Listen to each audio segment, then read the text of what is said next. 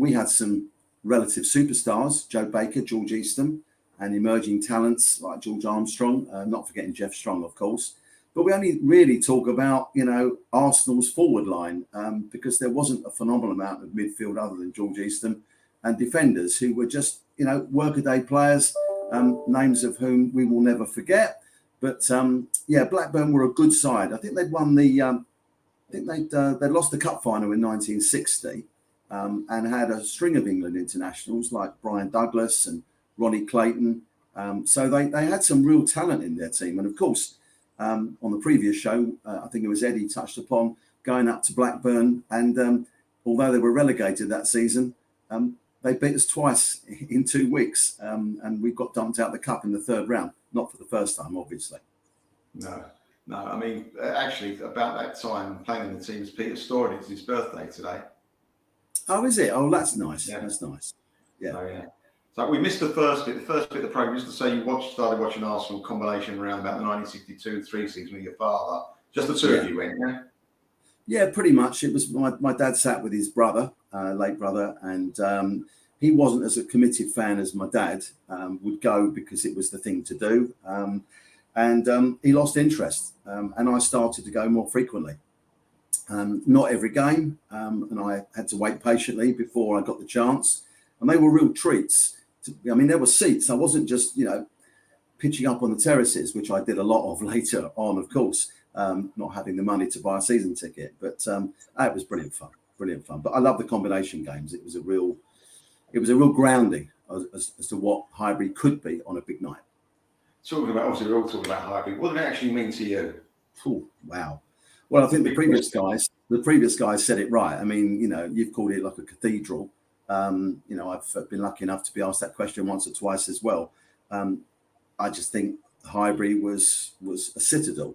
If it only was a fortress, that would have made it perfect.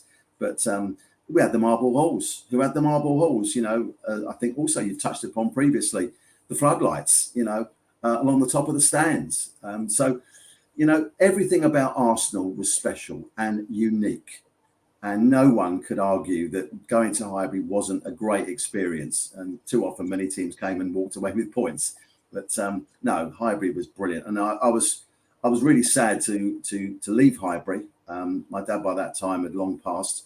But that last game against Wigan, it was very poignant for everyone, I'm sure. All had their special memories of people who went with them, who took them, and some special games. I was lucky enough to get, on the terraces with an older cousin or a neighbour by the time I was about 8 or 9, and went most games. I mean, we've touched on it, but favourite players weren't always the best players, were they? At that time? No. Well, what was your favourite? If you had to pick a couple of favourites. From the 2 seasons we're talking about, both Eastham and Baker had left. That's right. So it was, and a new era started with Bertie Mee as our manager after Billy Wright was sacked. But it was tough because I grew to love people like John Radford, right, who by that time, was emerging. I'm not saying he hadn't played many games and he'd scored some great goals. But Joe Baker and George Eastham had left. John Radford was really a special player, and he's very much an overlooked hero of Arsenal's. When you talk about people like Frank McClintock, George Graham, etc., who were the superstars of the team, if you like. Gorgeous George. Frank wasn't so far behind him in those stakes as well. And we were lucky. John Samuels, we always tended to look at the goal scorers, didn't we? They made the headlines. But we had some fine defenders, if only we could get 4 of them, in one team. It's true. It was great. I'd say Frank and George Graham and John Radford for me. And John Samuels, again, he's somewhat overlooked because of the way he was sadly treated toward the end of his Arsenal career, which I never agreed with, never enjoyed. And I think a lot of people have egg on their faces because he went on to have a good career as well with Leicester. So, but these were the sort of players that became my heroes. And there were some, I suppose, jack in the boxes as well. Later on, we had Bobby Gould, who was definitely not a superstar, but my word, was he a trier? and he was. I think most people, look back on his time at Arsenal with great affection, and we still had people like Terry Neal, God rest his soul, who were still a mainstay centre half with Ian Ewer, and as you say, Peter Storey by that time was beginning to make his mark.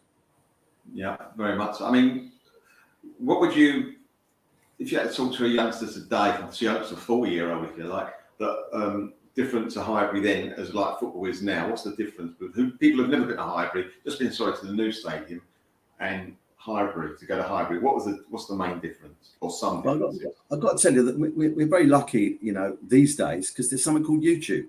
And that does give you a glimpse, a taste, if you like, a flavour of what being at Highbury might have been like for those that just weren't lucky enough, and I mean lucky enough, to be born in an era where going to Arsenal, I mean, just turning the corner into Avenel Road and seeing the for me, the East Stand just looming up in front of you. Yeah, very much so. I never took it for granted. Never, ever took it for granted. I'd always turn the corner, which is one of the reasons why, I still walk past the marble halls after I've parked my car. I could go along Blackstock Road if I wanted to, but I always go down Conewood Street. I always end up just in front of the marble halls, and I walk my way round. So, a very special place, and as nice and as luxurious comparatively as the Emirates is, it's never going to be Highbury. Although I still refer to going to Arsenal, and when people say, "Where are you off to?" I say, "I'm going up to Highbury, going up the Arsenal." Yeah, well, that hasn't changed. YouTube or not YouTube, Martin, you cannot get the feeling of going up those stairs, through the turnstile, up those stairs. I'm sorry, all the YouTube in the world you'd never be able to realise what it was like. It was something special. It might have been for other supporters when they went to their grounds, but I doubt it as much as we feel like going to a holy place. Yeah, I think that's right. And just the bars. Do you remember the East Stand bar? Which was a long bar. I mean, you could get your sausage rolls and your orange squash or whatever my dad used to buy me at the time. It was wonderful. And I remember taking my son Andy in particular to his very first game, and taking a picture of him, with a sausage roll and a Diet Coke, I think. My missus wasn't too pleased, as you can imagine, but I started him off on the right path. I remember going in those bars. It must have been like if I went straight from work, I went straight into the bar, had a cup of tea, it hasn't changed then, Melvyn. They do a roast beef sandwich, fabulous roast beef sandwich, and they do a sausage roll, which isn't like the fake flaky one. It was a proper hot sausage cooked in front of you, stuck into a roll, hot, and it was different class. It was fantastic. And when they're talking about Andy, when you took Andy to Highbury for the first time, when I took Gerota to Highbury, I took him upstairs to the top, said, right, stay there. When I say go, come through the causeway. And I went down to a couple of rows down. And I looked as he came through and saw the pitch for the first time. His eyes just lit up, and he was in love straight away. That was the first part of his love affair with Arsenal, Jerome. So it's special because we're lucky to have grandchildren, and I've taken my eldest granddaughter, who's now 7.5, and I took her to her first game. Of course, it was a tough one. We were playing poorly, and we were playing Sheffield United, so it wasn't quite the atmosphere that I would perhaps take her to a Tottenham game, or not to a Tottenham game. But just watching the eyes, she almost stumbled because it was just that green baize in front of you. Of course, we didn't see at Highbury unless we were in August, because after September, when the rain came in, and you never saw green. You were lucky. And those pitches, we take them for granted. And of course, Steve Braddock, God rest his soul, passed away very, very recently. And you sort of take these pitches for granted these days, whereas previously the ground staff, or the groundsman, I should say, not the ground staff. With his fork. With his fork. Yeah, absolutely. Yeah, so, things like that will stick in the memory. And anyone who's taken the time and trouble to tune in tonight will probably be nodding, saying, "Yeah, do you remember when the band walked along the pitch? When frankly it was hard to play football on it, and they've been walking up and down, and the leader was throwing his baton in the air. yeah, it's indescribable to think those pitches. There was top class footballers playing on them. You know, some of them were world class. That was magic. But continuing from the pitches, Martin, that's why years ago they used to have different coloured balls, didn't they? Through the season. Yeah, quite often. I mean, sometimes we didn't have to wait until, you know, there was snow on the ground. But let's face it, I don't know what it is. Obviously, with artificial, it's not some artificial, but we've got the underfloor heating, etc. And the technology, of course, has moved on. We very rarely see a game played with a pitch covered with snow, where the ground staff have literally just taken the lines. You know, they've exposed the lines, and an orange ball was played with. That's it, orange. That's it. Right. I mean, these days, you know, there's an orange ball. There's also a pink ball, a yellow ball, a blue ball. Sometimes balls with all those colours on. So sounds like I'm a really old fart, but you know, we are. Let's face it. we are looking back, and I think we're entitled to smile and think, oh, blimey, do you remember that? You know, I remember even the double year. We played Southampton at home on Boxing Day at a goalless draw. And I know we're not talking on point as far as the season is concerned, but, you know, it was, you couldn't imagine playing a game like that today. There wouldn't be any snow on the floor. Was that the game that we drew 0-0 and their goalkeeper played outstanding? Yeah, I think that was Eric Martin. I think it was Eric Martin. That's it, wasn't it? He was unbelievable. We always get him, don't we? Yeah. Right, let's ask you this one then. Where did you stand? You can tick as many boxes as you like. Right. Was you as a kid? Was you a hot dog, peanuts, hamburgers, rosettes, rattles, bubble hat? Right. Well, in no particular order. Always a burger. Right, always a burger. If you can only see my top half. If you saw the bottom half, you'd know why I've eaten quite a few burgers over the years. Rosettes, yes. I always had a rosette. In fact, I've got a rosette, you know, with me. That, you know, I did. I can't claim I bought this rosette. It was something I think I found on eBay. But you know, it's a rosette that, you know, many of us bought. Particularly, you know, there's one here with an Arsenal footballer and an FA Cup, right? So I always used to buy at least one rosette a season, and sometimes covered them with the star badges, which I'm sure we'll touch upon. But of course, you know, we had one of these, didn't we? Oh my God. Don't do it. Don't do it. I won't do it. I'll wake the neighbours who are quite elderly. Not that I'm not. And there we go. So there, I think Eddie had one that he showed on the last show, which is brilliant. And yeah, that's an original. And I have to confess, it wasn't mine, but it was something that was handed down to me by an uncle. It just shows you. So this is definitely sort of 50s, early 50s. Yeah, it does look. It looks like it's been well worn, that one. Oh yeah. Right, so now then, we're going to go into one of the seasons, 66-7. Yeah. Now, in that season, that was the first season with a new manager, as you said. Yeah, Bertie Mee, and he wasn't even touted as our next manager, was he? Well, I think it was the biggest shock any Arsenal supporter could have had. I mean, you know, Billy Wright had been there for 4 years, and I think has been explained previously, never took us above 7th or beyond the 5th round of the Cup. So, and I remember in Bertie Mee's contract, it is alleged to have incorporated the ability for Bertie to have walked away after 12 months if hadn't worked out. And by that time, of course, he recruited Dave Sexton, bless him, and the late great Don Howe, whose playing career had just about finished, as assistant coaches, if you will. So, yeah, Bertie Mee came along with a real pedigree as far as his physiotherapy and his training record was concerned. I think we were all sort of, I'd love to have been one of the players. I mean, forget the supporters. What must the players have thought, you know? Yeah. But equally, he was obviously a clever man. He was respected, but may not be universally liked by certain of the players. But he was a clever guy. And he got Dave Sexton on board. And he got Don Howe, who was proven as the years went by to be a genius coach. Not taking anything away from the late Dave Sexton, who, you know, had a wonderful career and did well at Chelsea. And then, of course, he went to Manchester United. But, yeah, Bertie did have that clause, if you like, or condition in his contract that he could have walked away. So it is said.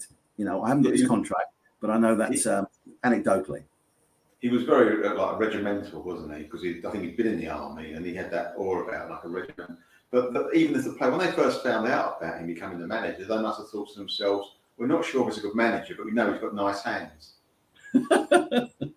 Yeah. So Maybe we won't go further with that line of questioning. Right. Now, something I read, Martin, I don't know if it's true, but you will know. That season, 6-7, we tried to change from the old all-red shirt with the white cuffs like Man United were playing in to our traditional white sleeves. We only did it, I think, tried to do it for a season.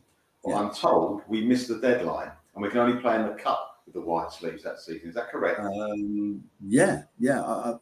That's true. We did mix and match in cup ties in particular. Right. I remember going to. I never know that. Yeah, just read about it recently.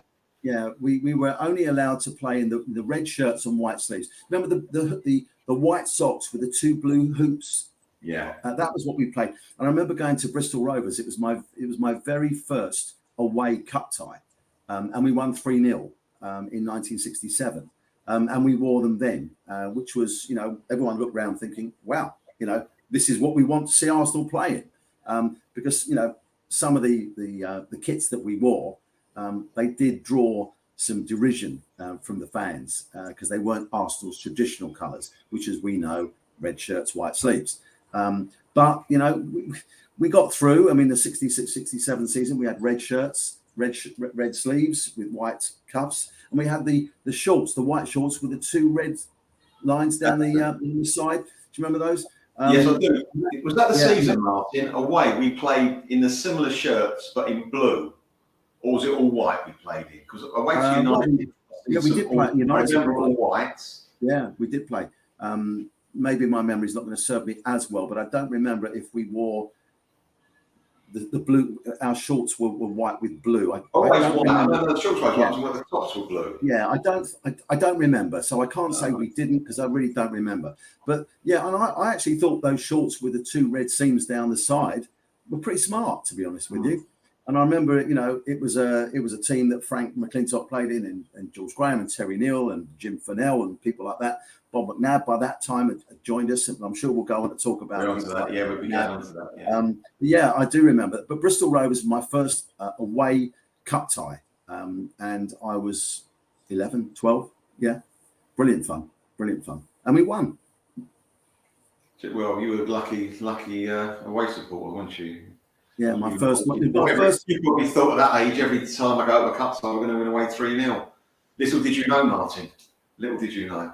Yeah, right. Also, just going back to that season, I mean, I'm coming on to your stuff shortly, but to sit in the lower tier cost per game 50p. 50p?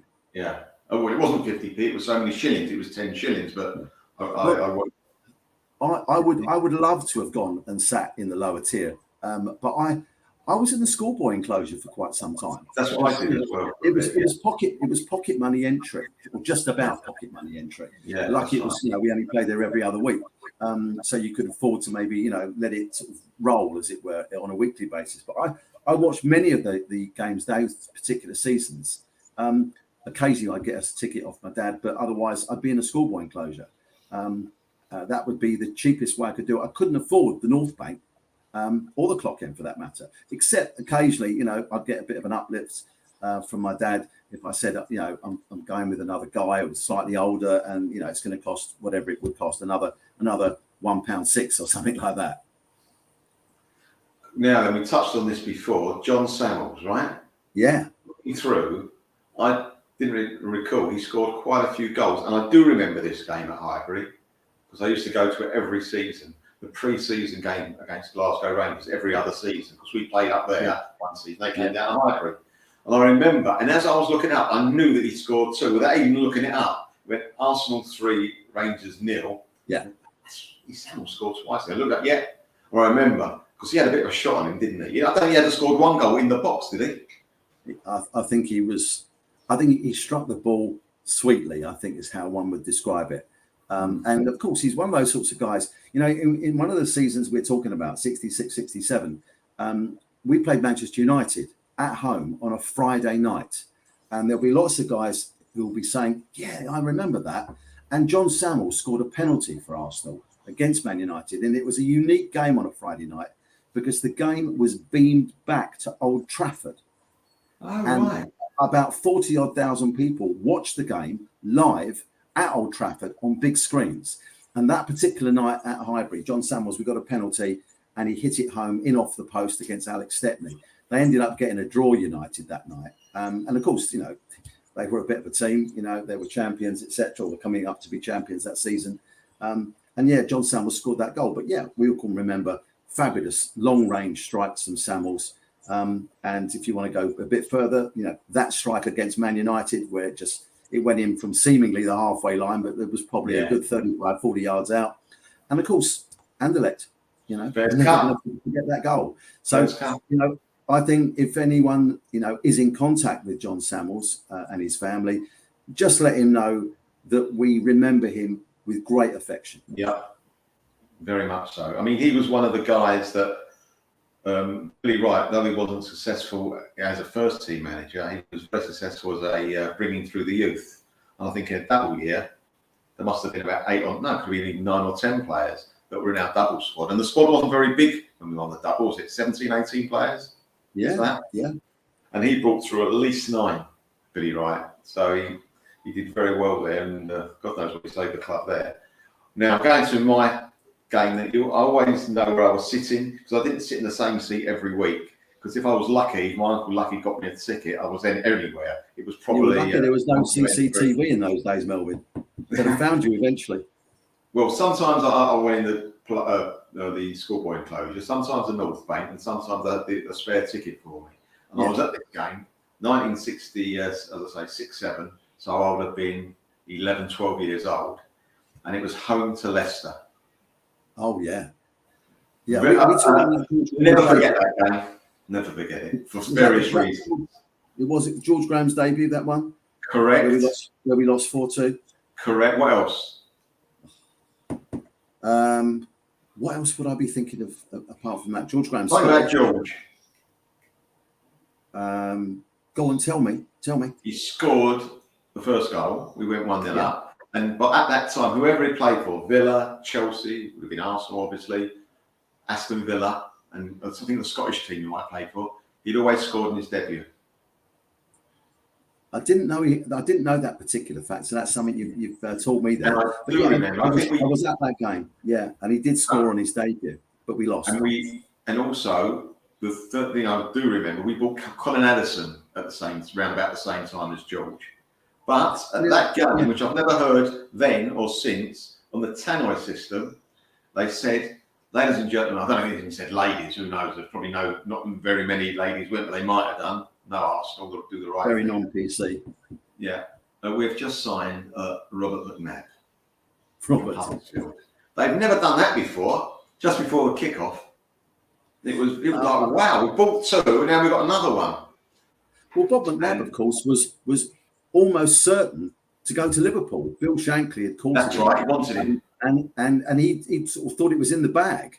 And we were just pretty stunned and feeling pretty chuffed as well that he eventually chose Arsenal. And well, we all know what a quality player he became.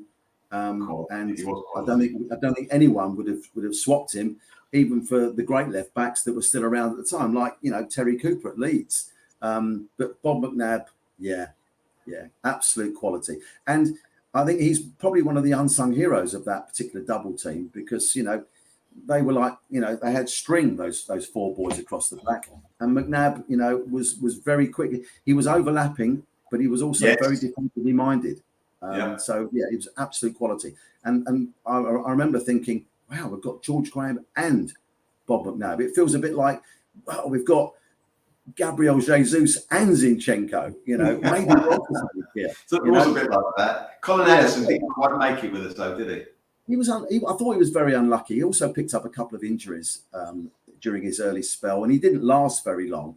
But I thought he was. Listen, he scored Nottingham Forest, and I think he was a very good player. But I think injuries, maybe a bit of lack of confidence, you know, in getting back. The pressure was on Arsenal.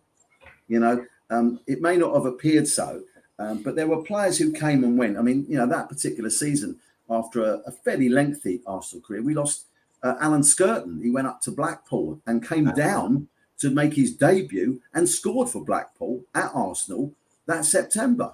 I didn't know he scored against us. No. Yeah, he did. Yeah, and we drew 1-1. And our goal scorer that day, I remember him very clearly, was Tommy Coakley. The was a free transfer from Motherwell. Yeah. He never played many games for Arsenal, but he's a name that some of us old timers and we've got a little bit more less to keep ourselves occupied. I end up looking at these things, as you know. I like the whole history, and I like old photographs of Arsenal and stuff like that. So I remember Tommy Coakley and Alan Skirton, whose contribution also was noted in those earlier years. Talking about Colin Addison, I don't know what year it was. You will be able to tell me. No pressure there, Martin. We played away at Chelsea. He scored a magnificent header. It looked like it seemed for me it was outside the box. It was on the edge of the box. Absolutely. He flicked it home. We lost 3-1. Yes, we lost. But his goal, it was one of those. It drew gasps from people because it was such. Was he outside the box? No, my brain tells me he was. He was certainly on the edge. Yeah, he might be on the edge. With that power and precision was special. And I remember also, one of my first away games out of London. I went to see us play Burnley. On the supporters club coach towards the end of that 66-67 season. I think we won 4-1, and Addison scored with a lovely hooked goal. It was beautiful. And I got lucky. There was plenty of times when I came home from games having lost, all manner of games. But those particular games, Bristol Rovers and Burnley, I remember thinking, this is all right. Yeah, I see Arsenal win more away from home than I do at Highbury. Now then, let's go on to the next season, 67-8. I think I was a year older that season, I'm not sure. Yes, you probably were. George Graham was our top scorer. He got 16 goals in the league, 21 in all. Again, we only came ninth, and we got to the fifth round of the Cup, and there's a story there, isn't there? In the fourth round of the Cup, we played at home to Bolton, and we won 3-0. John Radford got a hat-trick. That was a terrific game. Do you remember? Nighttime replay, wasn't it? Yeah. Yeah, that's right. Also, we go back to the Cup in a second, but there was a snowstorm that season. We won one. We were winning 1-0 at half time, I think, and the ref called the game off. I think McClintock scored. Yeah, Frank McClintock scored a cracking shot from about 25 yards in off the post. And the next thing, we were 3 minutes, I think, into the second half, and Bob Wilson didn't even know that the game had been called off. I think he had to be told.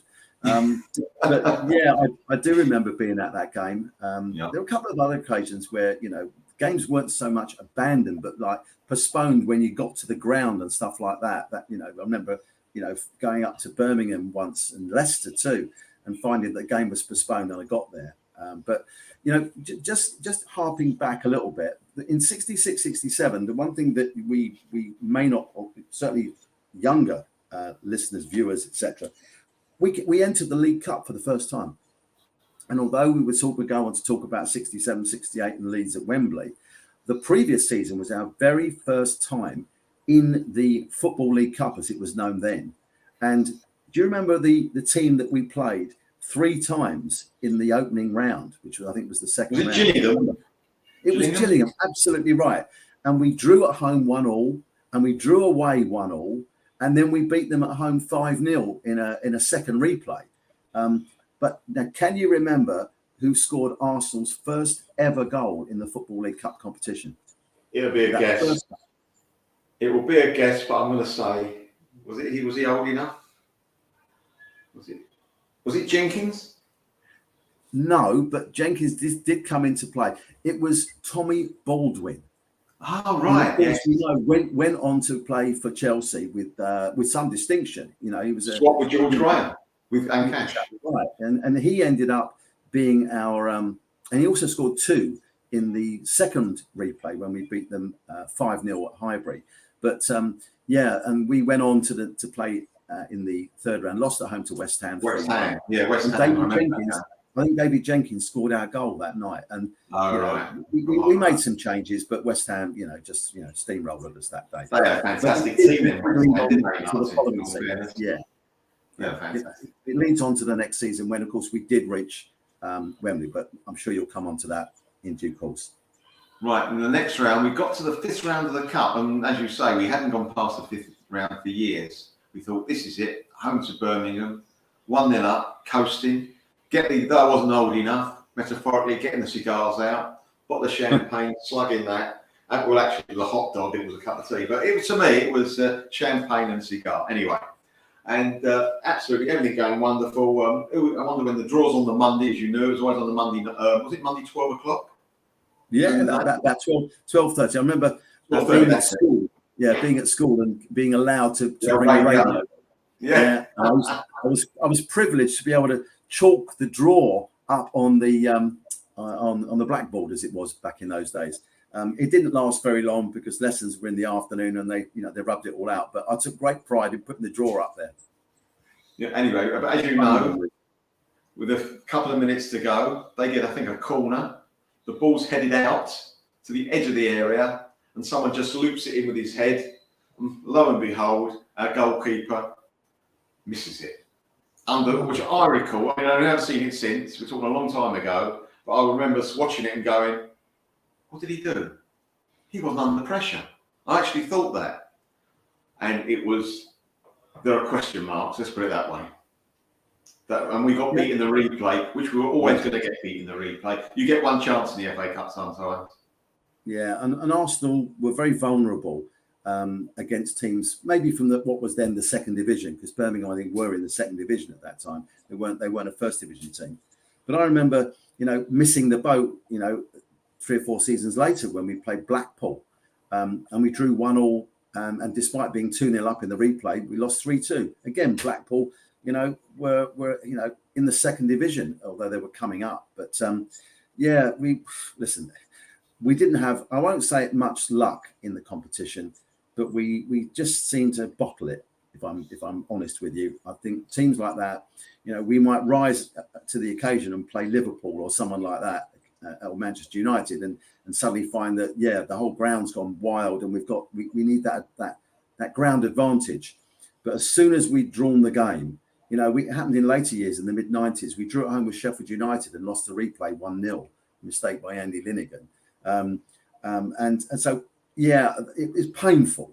I didn't go to the replay. I was too young. I was at school, whatever the case may be. I was obviously a year younger than you.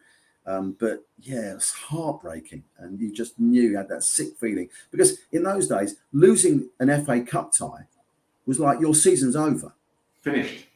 You could be finished in January, February, March. Very rarely got beyond March if you were lucky. And we were never going to win the league.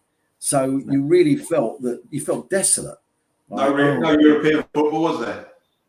Yeah. And that mob up the road, had a pretty good team. And, they ended up winning the cup in 67, of course. So it wasn't a great time, 66, 67, to be an Arsenal fan. But 67, 68 was not much better, to be honest with you, although we did reach Wembley. Years around that time, I'm probably look at the records. I could probably make a check on it. But if you drew the home game in the cup, not Arsenal, any team, the chance of you winning the replay were quite slim.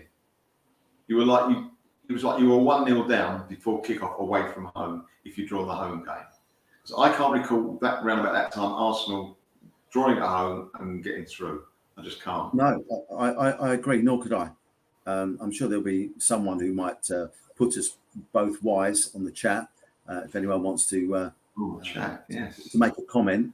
But you're very welcome, because I really am struggling to think of a time where we drew at home and then won the replay away. I'm not saying it didn't happen in the League Cup, but certainly in the FA Cup we just seemed to just chuck the towel in. Also, one game that season I went to. I went to most of the home games. The one I remember, we beat Spurs 4-0. I'm sure it was that season, wasn't it? 67, 68. In September, we won 4-0. The crowd was 62,000 at Highbury, because it was standing then, wasn't it? Yeah, I stood. Yeah. And also, I believe that Terry Venables got married that day in the morning. In fact, George Graham was his best man, wasn't it? George Graham got married, and Terry Venables was his the other way around. Yeah, and in fact, George was one of our scorers that day. Oh, was he? I know Terry Neal got the first. I think it was a penalty. I'm not sure. Terry Neal got a penalty, exactly right. But yeah, no, it was George Graham's wedding day, and Terry Neal was his best man. Oh, unbelievable. Yeah, we were playing really well that beginning of that season. You know, we beat Man City at home, and then we had Spurs. You know, and you can only dream of beating Spurs 4-0 these days because they don't look like a team that's going to get hammered very often. Although, you know, they've still got to come to our place and we'll see what we can do. But, yeah, it was and Spurs had, you know, a wonderful team in that they were cup winners. They had a certain swagger about them that we didn't really have. But that day, it all clicked. It did. You get that sometimes, don't you? Yeah. You know, you're the underdogs and it works in your favour. And that was one of those days. Everything came off and great. And as you say, they were never the better club, but they were the better team at the time. Yeah. Well, I think Jimmy Greaves, the late great Jimmy Greaves, said it. You know, there was always a certain class about Arsenal that was indefinable as far as he was concerned. And just walking into the marble halls for every time he came with Tottenham in particular, he knew that he was entering somewhere special. And to hear it, what got there? Sorry about that. No, I love it. What I'm going to do now, I'm going to show you a few programs of. Some programs that I think are quite relevant for that time. Yeah. Like the one that I just showed you. This is Well Done England. It was our first home game of the 1966-7 season. And England had just won the World Cup. And Arsenal had a whole page of congratulations. I actually had later on in the programme photographs of Bobby Moore with the cup and stuff like that. I'm going to just pull my glasses up and have a look at it. Oh, that's brilliant. I've got the programme at home. That's how I did it. So if you want to see you next, I'll. Do you still collect the programs, or have you stopped buying them, but have got some of the old programs? I've got the old programs. I've got from 1956 to 19. I'm keeping. Well, wife can't hear, luckily. As we've moved recently, and I had to get rid of a lot of stuff. And the programs from 19. Wait, you said you got rid of your wife? No. All right, so you had to keep her. I thought you got rid of the programs. Okay. Yeah, I can't afford that. The programs I've got is from say 1956 up to 2000 and say 5, 6. Blackney Highbury program. Last season, yeah. Perhaps a few programs after that, but that's when I stopped religiously getting them every week. Yeah. I mean, apart from mementos, you didn't actually look at the program after 2000. It was all on the internet, wasn't it? We wanted to know. But what I'm doing, I've got the programs from 1976 onwards to up to date. I've left at my mother-in-law's place because I've got no room here.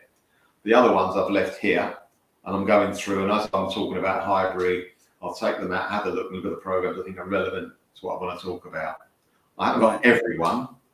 But I've got quite a few. I sold my programs years ago, but I've got the last season's programs at Arsenal, Highbury, and the first season at the Emirates. I haven't quite worked out why I've done that, but I still have them.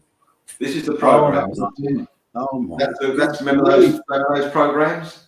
Oh yeah. And I remember that. Yeah, we won 2-1 that game. Luckily, well, I'm never going to argue you with Arsenal, but if I could get down that route, so I have 2-1 Arsenal. Thank you very much. That was, as you say, and notice it's a Tuesday night. Football then was Saturday, wasn't it? The first Saturday you either played home or away, and the reverse fixture in 3 days' time was a Tuesday night every season. And if you played home one season, first game, you played away the next season. Yeah. So that was. We never had a great record against West Ham at home. By the way, they invariably turned us over, and I remember West Ham. I'm sure a lot of the guys who've tuned in will probably remember that when West Ham came to Highbury, first of all, the North Bank always seemed to get invaded by the West Ham North Bank. But Bobby Moore, bless him, would always turn right as he came out the tunnel and knock in. Yes, I'm sure my memory isn't playing tricks on me, but they regularly turned right, and Arsenal were forced to kick in for those few minutes before the game started.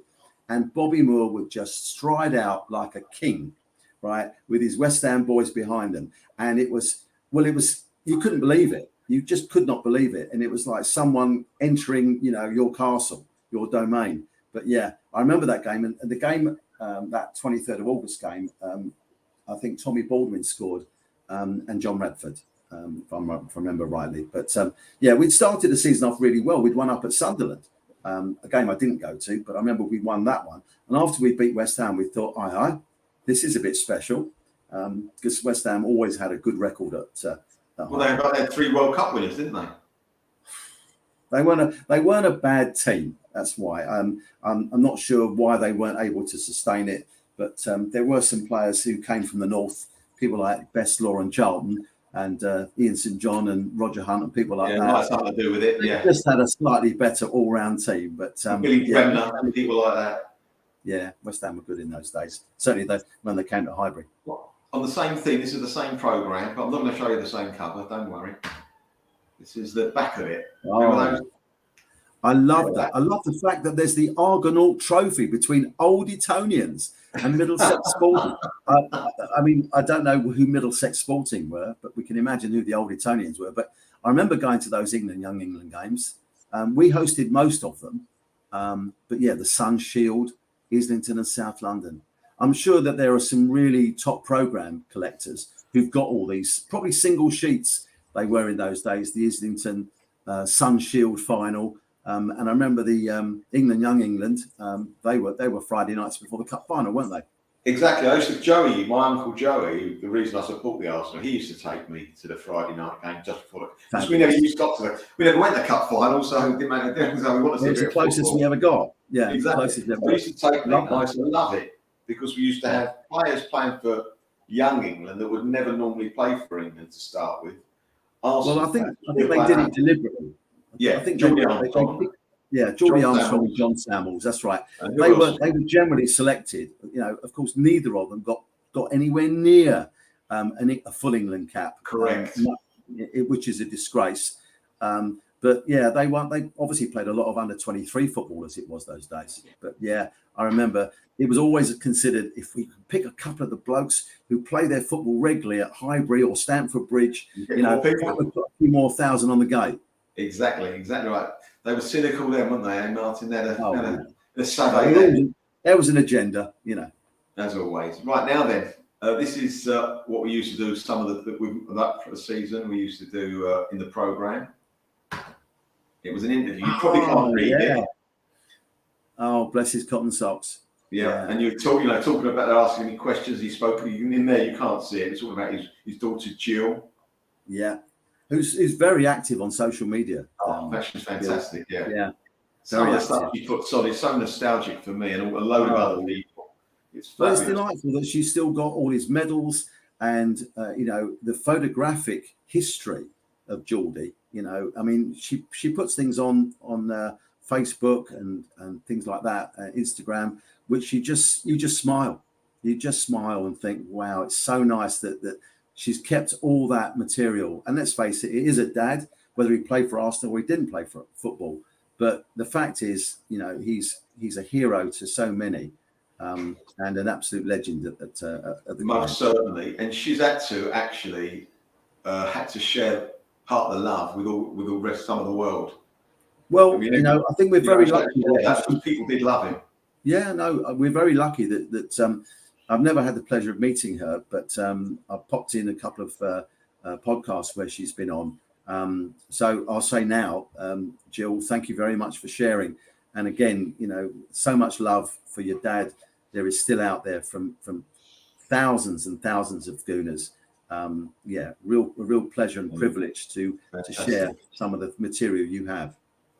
I'd love to meet her one day. Just to I think it'd be nice, Melvyn. There's your guest opportunity, right? I've spoken to Jill anyway about this programme because I needed a bit of help one night because I was struggling, and I said, "Look, there's a special year. I can't get anyone for that. Do you know?" And she gave me a couple of names, one or two that you knew, and it didn't quite work out. And I was thinking, when do I bring her on? If I could ask her, I don't think she will. I think she's not that. She has been on pods, I agree.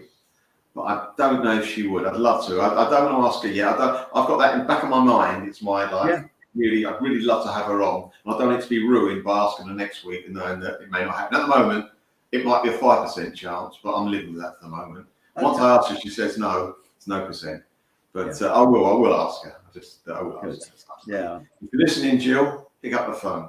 Right, the next one, you'll like this one as well, Marty. The following season.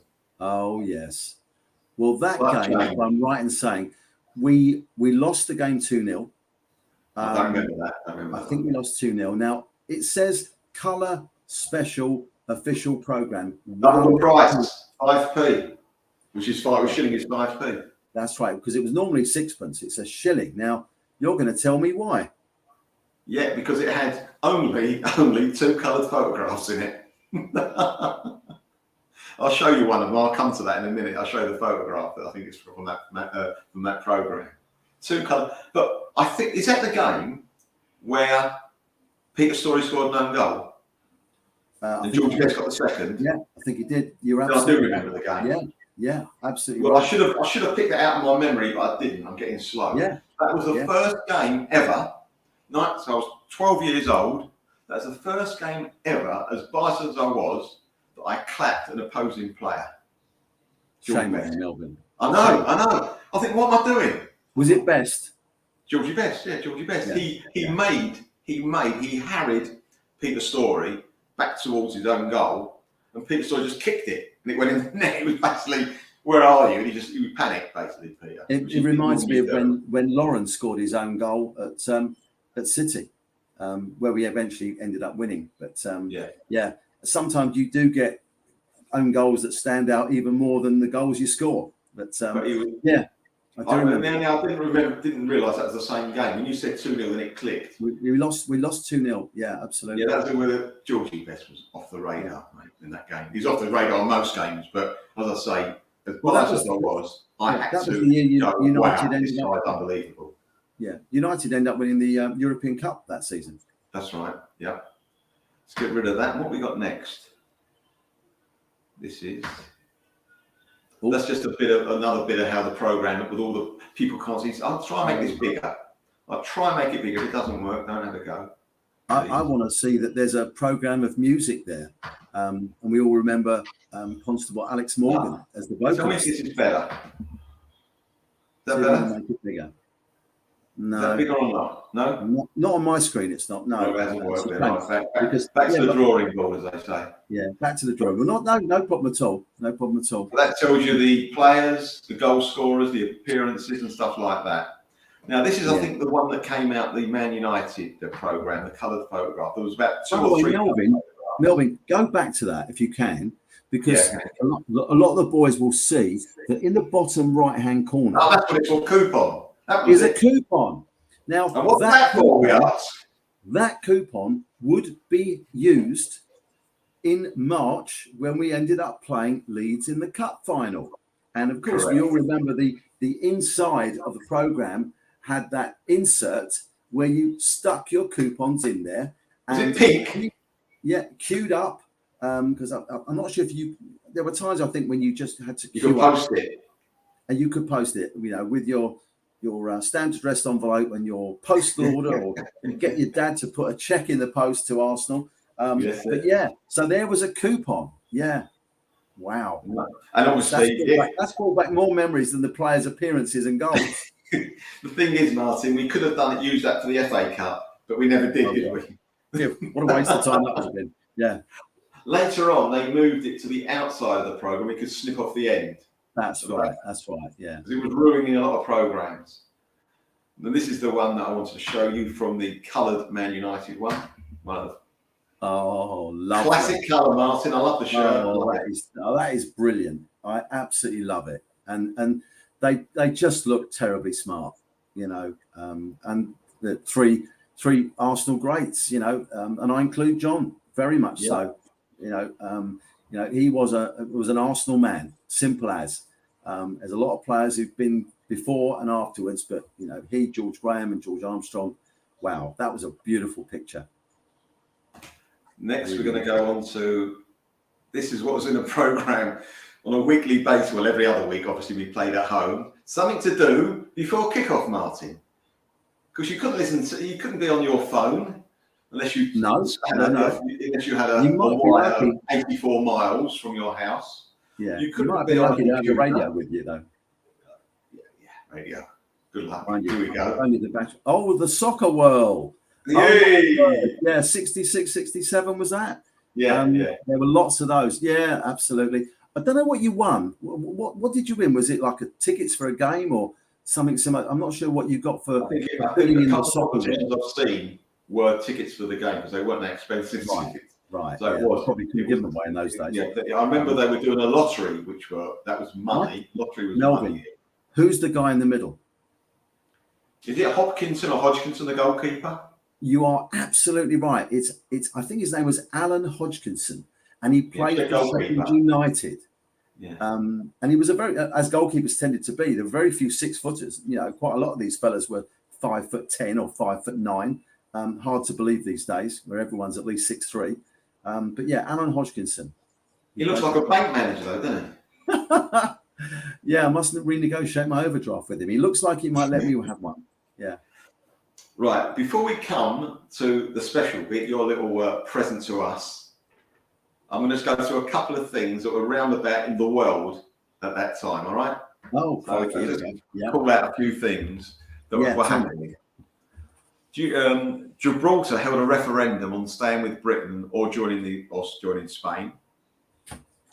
The first successful heart operation was done by Christian Barnard. 60, yeah. South African, isn't it? Yeah. South African, yeah. And the 6-day war started that's as well. It didn't last very long. I think it lasted 6 days, long enough. Yeah. Yeah. Popular films. I was going to films. My dad used to take me to the films. Not to all of these, but to some of them I went. But I obviously seen them since. There was The Dirty Dozen was made that year, 67. Yeah, great film. You Only Live Twice. I only saw it once. This was a bit heavy for me. A Man for All Seasons. Oh, come on. Yeah, Richard. Well, Harris, yeah. I don't want to watch a film about weather. No interest. Sorry. Okay. Thoroughly Modern Millie. Remember that one, the musical? With Millicent Martin. Correct. Yeah. This is the one that my wife Sarah loves. To Sir with Love. Lulu sang the song. That's it. Yeah. And was that with Sidney Poitier? Coming to dinner. Guess who's Sidney coming to dinner? Poitier. Sidney Poitier. Fabulous film. Yeah. Right, and these are the popular musicians. It's the Rolling Stones, Supremes, the Beatles, Bob Dylan, Aretha Franklin. I won't go through the whole list. These are television shows that were shown over here. The Prisoner, I Am Not a Number. Do you remember that? Yeah. Patrick McNee, was it? Yeah. Patrick McGowan. McGowan, that's it, McGowan, yeah. The Forsyte Saga, that was a period, they call it a period drama or something. Yeah. I thought my Doctor Who started, I think, round about then. Wow. What was that, 66, 67? Yeah. Crossroads. Oh, God, I remember that. And one from America. Oh, sorry, Top of the Pops and Peyton Place. I remember Peyton Place. Yeah. Yeah. Wow. And that was American. Born this year, and we think, oh, they can't, they're too old, they're too young, they can't be born this year. Vanilla Ice was born this year. Keith Urban. About 66? 67. 67. Okay, fine. Julia Roberts, Van Diesel, and Pamela Anderson. Pamela Anderson lasted well. Yeah. With a bit of help. Brilliant. And what else happened? Technology. Oh, the first Boeing 737 took its maiden flight. The Concorde is seen for the first time in public. And the first pocket calculator was in the US. Texas Instruments made it. Now then, we're going to go into the next year. I can't wait to get to your bit, Martin, but I'm holding on, all right? I'm holding on. If anyone's still watching, I'd be amazed. Yeah. No, they will be. Believe me. You've got to watch this, the last bit. Right. The assassination of Martin Luther King was in 68. What else happened here? Anything? Not a lot. Kennedy was shot. Robert Kennedy was shot, assassinated as well, like his brother.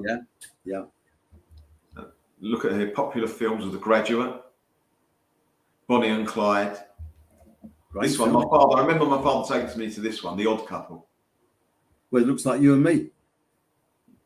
We are the odd couple. Planet of the Apes. I didn't realise it was that old. Planet of the Apes. Yeah, well, we're looking at 2 more here. Yeah, go on. Yeah, go on. Popular musicians around about then was the Monkees, Aretha Franklin, Fleetwood Mac. Bloody hell, they've been going some years, haven't they? And the Beach Boys, Simon and Garfunkel. But just very quickly, born this year again was Will Smith, that famous boxer. Yes. I don't know what weight he is now. I think he's punching above his weight. Anyway, he's definitely he's a tall guy, but he's more a cruiserweight. Yeah. Yeah. Celine Dion, Hugh Jackman, Daniel Craig. Now then, this is it. This is 68 prices now. Now you've got to concentrate on this one. Go on, I'll try. Try me out. Because it's inflation has gone on to it. So I've given you 2 prices. A gallon of petrol, it was 6 shillings and tuppence. It's about 31p. A gallon of petrol. A gallon of petrol. 31p. Now what you've got to multiply that by for a litre? Oh, no. I'm not built that way. So you'll have to let me off that one. Right, a pint of beer. I think we've got to make that into a pint now. A pint of beer was... A pint of beer is 68. What was 68. That? About... A pint of beer. 2 and 6, 2 and 9. Bang on. Yeah. Bang on, 2 and 6. Really? Yeah, 2 and 6. Which would be in today's money, was that 12.5p? That's... Blimey, 12.5p. Well, crikey. 20 cigarettes. Well, I'm not a smoker, so I'm going to guess, I don't know, 5 bob? 4 bob, which is 20p. Okay, right. In today's money. A pint of milk was... Oh, that's got to be cheap. That's got to be like, I don't know, a shilling, maybe less, 9p? 2 shillings, 2 shillings. 2 shillings, is it? Okay. 10p. No, 10. No, it's a shilling. You're right, it's 10d. So it's just under a shilling, yes. Right. And let's have a look at something else. One more, an average house price. What, in the UK? UK, it's all UK. Well, it's going to be under 5,000. It's going to be probably more like 3.5. Well, it's 4, just under 4. 4. I'll still so, with it. I think that is. There's a lot of other things I've got which you can't actually put against today's prices. I'm not going to go on with inflation because I've got that. A full Cortina. Go on, one more. A full Cortina. I would imagine we're talking something like 450 quid. 700. Oh, blimey. I couldn't afford that. Mine, I was a Capri boy. I was definitely a full Capri man. Essex. Right, now we're going to come to something that, since you said these over, Martin, I've been looking at them and going, wow, unbelievable. Let's start with this one, shall we? Go on. Oh, yeah. Talk us through it, please.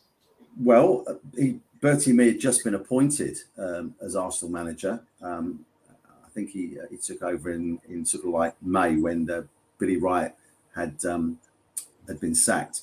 But this is a lovely picture of 6 of the boys. You've got Terry Neal, the late Terry Neal, John Radford. There's Tommy Baldwin in the middle. And if you look, I think they're wearing the kit with the 2 stripes on the shorts as well. Yeah, but that's the Man United top. The old that was our shirt for that year. Frank McClintock, Bob Wilson, and the late Don Howe. So some lovely shots there. That was a nice one just before the season started, I think. This is a bit of memorabilia that you've let us share with everybody. Oh, well, these are just 2 season tickets in the upper tiers of both the East and the West stands, and they're both 15 shillings. In fact, I've got them here, and I can tell you now that these were upper tier seats. They weren't next to centre seats. They were block E on the East stand. And I'm presuming that they were more expensive in blocks C and D, where, if I remember rightly, Melvyn, that's where your season tickets were. You were always a class act even then. So these were 15 bob ticket or 15 pound tickets in the next to centre block E of the upper tier. And the pink one is obviously the West Stand one, and the red one's the East Stand one. But fantastic. And of course, as we all know, they all had tear out coupons. And that's right. There'll be guys, go, oh, blimey, you remember that, and then we had We had a couple of coupons that we could tear out if we ever thought in our wildest dreams we could reach an FA Cup or a League Cup semi-final, and then you'd send off your application. That's right. Oh my God, yeah. They were at the end of the ticket. Sorry? They were at the end of the ticket, weren't they? In they white. Were, that's right. There was always a change of address one as well. You could always ping that if you were lucky enough to move. But yeah, that's what we used to use. I just happened to have those two from that particular season, which is great. Moving on to this one, Martin, some more fantastic memorabilia. Well, now this is something that I acquired. It's a ladies, and I stress ladies, cigarette matchbook. And you literally flip, because it's got the Supporters Club logo on the outside, and there'd be a box of matches, which, as you see, is Arsenal Supporters Club, I think. And you'd slip those in, and like you would perhaps, have a cigarette case if that was what you did, and you could offer those around, and then suddenly, oh, you've got a match. Yeah, I have actually. And of course, you would flip the top, and those matches would be inside that silver case. Fantastic. Quite fun. Yeah. And from that particular season, this is a piece de resistance. I speak Spanish all the time, but I'll get on with it. Here we go. This is it. Well, now we're talking about. You can't see it. Tell them what it is, please, Martin. I know. It's Peter Simpson's contract. Okay. Now, bless him, Peter, who I understand is not in the best of health these days, but I can tell you now, in June of 1966, and I've got the contract here. There. Okay, which I'll send over to you. And I'm not sure if I can show it to you, but if I can, let me just see if you can see what his wages were. And I think you can find that his wages on the 1st of July 1966 for the year were £25 a week. And that didn't include bonuses, which were on top of that. And I'm not sure if I send you the second. Tell me another one. Let's see if I can find that, Martin. I think I can. Yeah. But he was on £25 a week. He was not the same one. It's something different. Yeah. Is this different? That's right. That says what his incentive payments were. And in addition to, I'll just say that, he got an appearance, depending upon, where we were in the league, etc., of additional monies based on our end of season performance. But it had things like, if you appeared in a friendly or a tour match, you got £10 for making an appearance. And bonuses as well. If they won those games, you get a £4 bonus for winning a friendly game. We don't play many friendlies that pay £4 these days. And there'd be a bonus. And if Arsenal were champions in 1966-67, which of course we know we were not, Peter would have got a £4 per match bonus. So it wasn't a lump sum. He got an appearance based on how many matches he actually started. And of course, by that time, there were substitutes. It was the second season of substitutes. So, and if we were ever to win the FA Cup, we'd have got £20 for each match. So that would be third, fourth, fifth, sixth round, or quarterfinals, as they call it now. I hate that, by the way. I only like sixth round. Give me a sixth round game, not a quarterfinal. But yeah, you get literally £20 bonus. But fantastic. And it's just pure coincidence that you mentioned that this particular episode, if you will, was going to be 66-67. And I bought this contract at auction not that long ago, maybe a couple of seasons back, because it's a sort of silly stuff that I like. None of the stuff I've got is terribly valuable, but it's got a sort of kitschy it just gets me going, let's put it that way. So unfortunately, I haven't got football programs that are worth £1,000, but I've got a copy of this original Peter Simpson's contract, which I think I might have spent 30 quid on. But that to me is I'm hanging on nostalgic wise. Now, can you tell me the story, if you don't mind, if you don't have to, behind you? What's this thing behind you? Yeah, AFC. This. Yes. Well, that came off the North Bank. And when obviously we moved, the North Bank was, like everything else, sort of demolished, apart from the east and west stands, of course. And I was contacted by a guy who was in architectural salvage, and he said to me, "I understand you're a bit of an Arsenal fan." To which I said, "Yeah, I am actually." He said, "I may have something that's interesting for you." And by all accounts, I don't know if this is true, but anecdotally, he offered the same thing, because there were obviously a few of these, because they all came off the east and west stands as well. This apparently came from the North Bank. I wasn't there to tell if it was or not, but it's original. It's made out of fiberglass, and it's followed me around from home to home. So yeah, but it is original. It's probably something I can't tell you. It's a real antique, but it's off the original stand, so that makes it rather special. And of course, it's the classic AC ball, and it's the ball which is the football in Arsenal Football Club. So the A and C are Arsenal and club, and there's the ball. I know that. So, yeah. So I believe this is probably from maybe around about 1990s, something like that.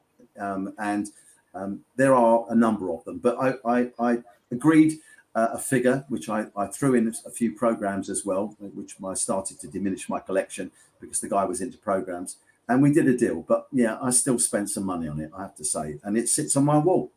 It's fantastic. I thought you went along to the ground to get it when they were knocking. No. I got that wrong now. This particular architectural salvage guy went along with a big van, and I think money changed hands with the guys who were doing the demolition. I think there's a statute of limitations, so I don't need to tell you who the guy was, where he lived. No, we're all right. Thank you very much. And the guys who tore it down. What I can't believe is Arsenal were prepared to throw these away. That is absolutely true. And the guy said to me, I couldn't believe it. He said, I went along, because he's in that game, and he had a big van, which is a prerequisite. And he said, what are you doing with these? He said, mate, you shouldn't even be here. This is a site, they're all in the guy, not you, sorry. Jackets, etc., big boots. And he went, well, what are you doing with those? He said, well, nothing. We're just chucking them away. So the guy, obviously was very sharp and bought a number of them, carefully stored them, and that is sitting in my wall now.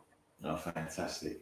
Now let's get back to a couple of photographs before we end. This is a fabulous. I love it. Yes. Now I've got to tell you, this is a very. We've spoken about Tommy Coakley. He's on the bottom right-hand side, seated, but on the top left, on the extreme left, is a guy called Gordon Nilsson. That's right. Well, Gordon Nilsson was a football coach for the team that I played for, which was, obviously very minor stuff. But he was brought along by one of the dads who knew him. And again, they weren't on a lot of money. So if he was going to probably get petrol money and a fiver to come and coach us, along he would come. And of course, next to him is Colin Addison, who we've been talking about as well. Yeah. This is another photograph of the Arsenal team. This is the whole lot. This is the whole shooting match. Oh, bad. Well, that's the whole squad, if you like, from youth team players to first teamers. That's a lovely picture. That really is. Fantastic. That's the whole club, effectively, with Bertie Mee in the middle there. Also, I'm going to this one. Well, that's quite a famous picture. Yeah, that's quite a famous picture. In fact, it's an autograph picture as well. But Frank McClintock was the very first recipient in 1967 of the Arsenal Football Supporters Club Player of the Year. Oh, right. Yeah, he was the very first winner. And I've often asked quite a few boys if indeed, anyone was at those, because they were always held somewhere like in Tottenham Court Road, never anywhere particularly salubrious like the Cafe Royal or something like that. But yeah, there was always somewhere, the Empire in Tottenham Court Road or something. That's it. I was thinking of it. I've been to a few dudes at the Empire years ago. I was thinking of the name. And that is a lovely trophy. And I would love to think that the club still have that trophy, because it's a real. I mean, it was wood. It wasn't particularly valuable, but in terms of what they spent to create it. But wouldn't they have given it to Frank, Martin? I don't think. Well, I'm not saying he couldn't have taken it home. I've never asked him, to be honest with you. But it's it's a signed picture with Frank and Bertie Mee there as well, and of course the late chairman, Dennis Hillwood, which we're going to get to in a second, because that's my favourite photograph you sent over. I'm just going to show this one. This is for me nostalgia 5.5. This is. Get me everybody! Oh my word! Get me everybody! Well, I think there are obviously a lot of guys who remember the star badges. In fact, they weren't just footballers. You could have movie stars and people like that. I remember being very brave at the dentist once, and I got a star badge with Gregory Peck, the actor, on it. I wasn't particularly impressed, and it didn't make me feel any better.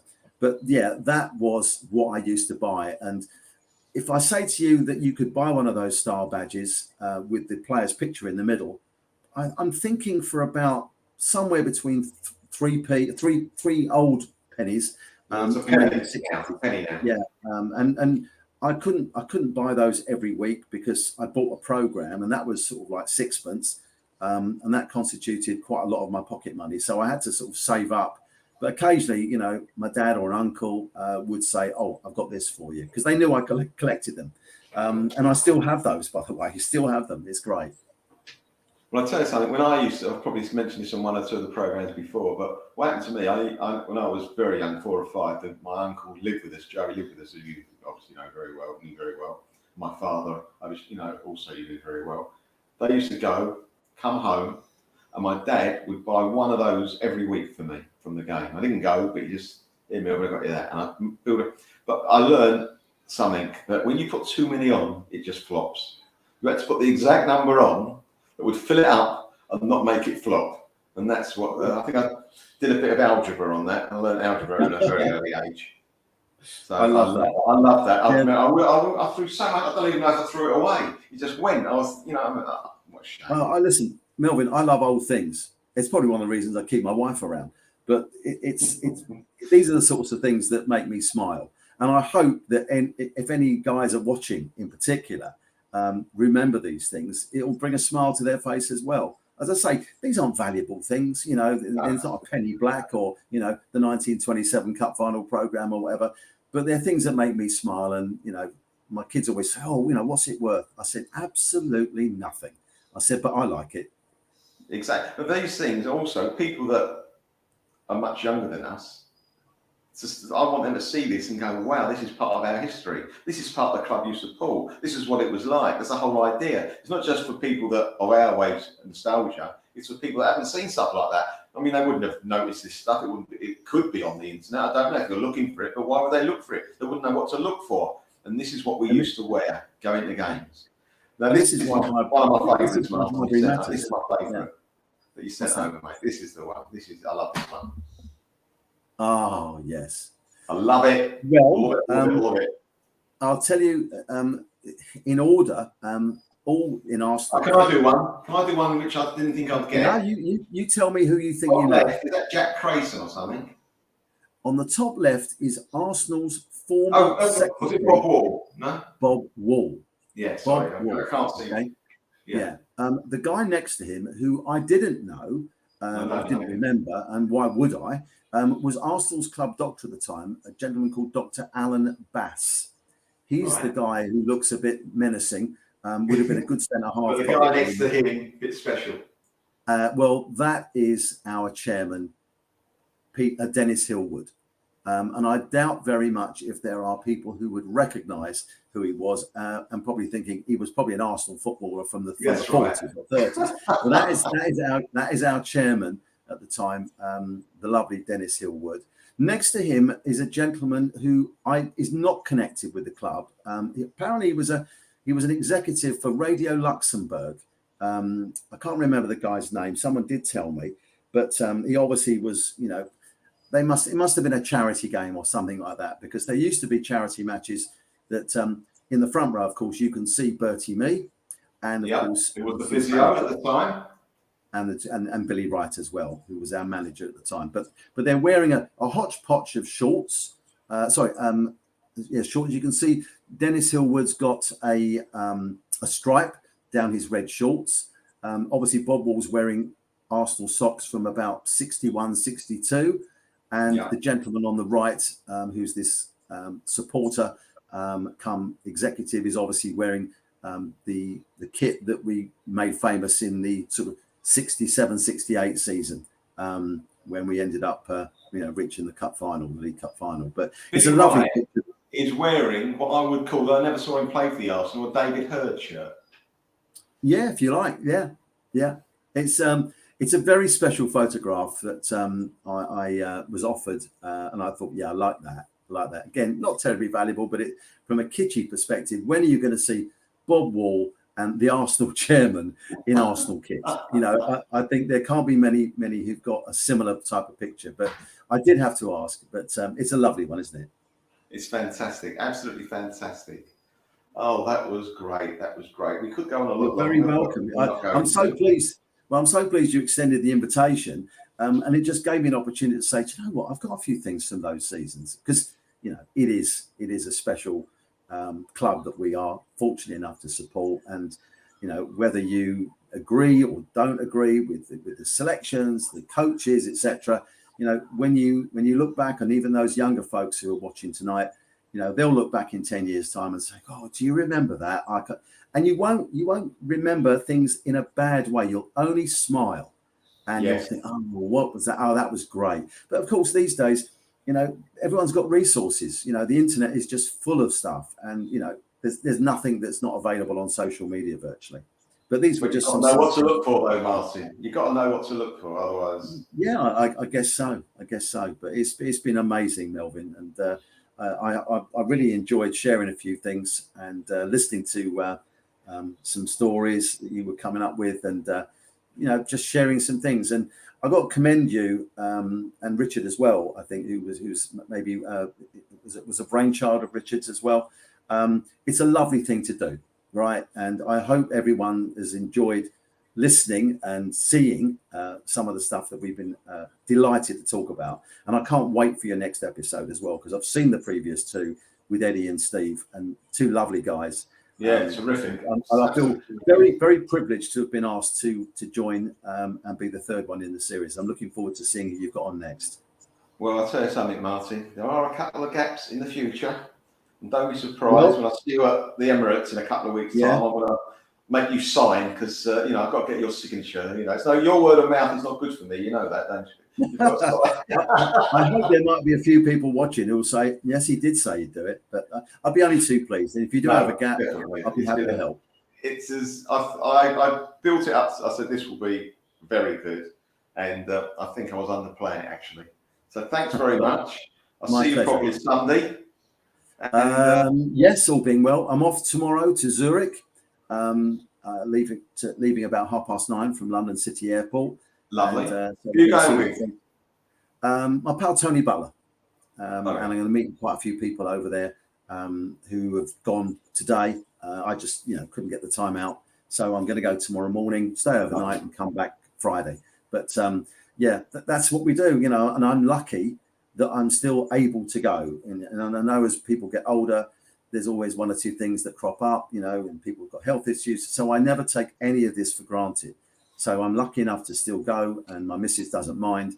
I often ask her if she'd like to come, but no, she doesn't seem to see the point of going across there, watching football, having a drink, maybe a bite to eat.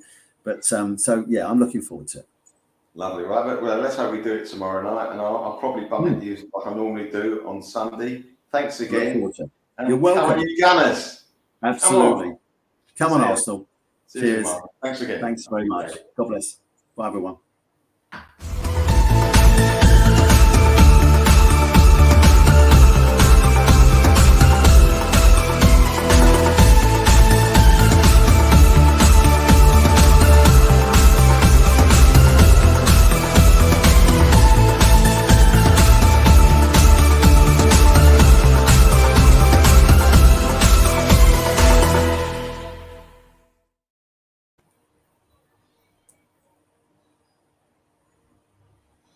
Right, Martin, thank you for that.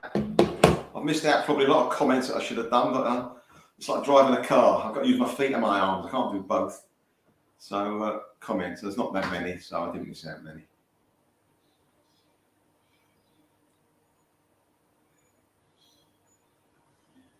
Yeah, should I put those on? Sorry. There's only a few. There's about two. Lawrence Rose. You know Lawrence, he was watching tonight. And we got $5. We've earned €5 tonight. Fantastic. I go for a cup or two. Not that it comes to me anyway, it doesn't go to anybody, it's not worth it. I think the pod takes half of it, not Richard. I think the StreamYard take, or whoever it is, take half. I mean, it's literally not even worth doing. We don't ask for it. People, if they like it, just give something, which is very nice. I think it's been absolutely outstanding. And you know, I've said it before. No one else is listening to this, so hold on. I'll end it 100%.